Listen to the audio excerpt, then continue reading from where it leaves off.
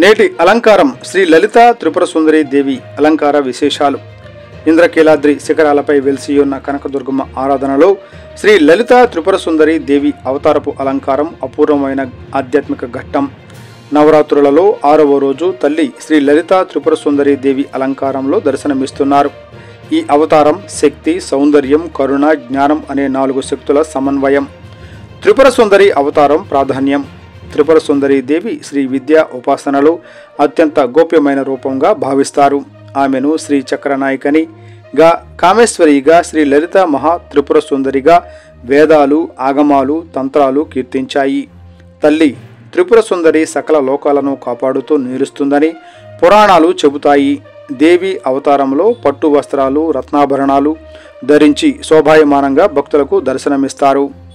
తల్లి ముఖచంద్రుడిపై సింహాసనం నుంచి వెలువడే కాంతి భక్తులకు హృదయాలను కట్టిపడేస్తుంది.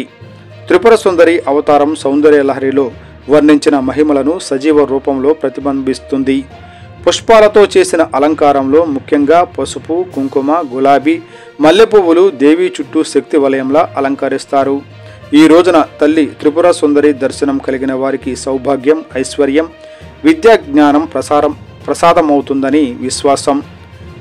వివాహ యోగం ఆలస్యమవుతున్న యువతులు ఈ రోజున తల్లి వద్ద ప్రార్థనలు చేస్తే త్వరితంగా వివాహం అవుతుందని పురాణ కథనాలు చెబుతాయి. విద్యాభివృద్ధికి కోరే విద్యార్థులు కూడా ప్రత్యేక పూజలు చేసి తల్లి ఆశీర్వాదం పొందుతారు. త్రిపుర సుందరి దేవి అలంకారం మనకు తెలియజేసేది నిజమైన సౌందర్యం వెలుపలి అందంలో కాక మనసులోని నిర్మలత్వం, జ్ఞానం, ప్రేమ, కరుణలో ఉంటుందని.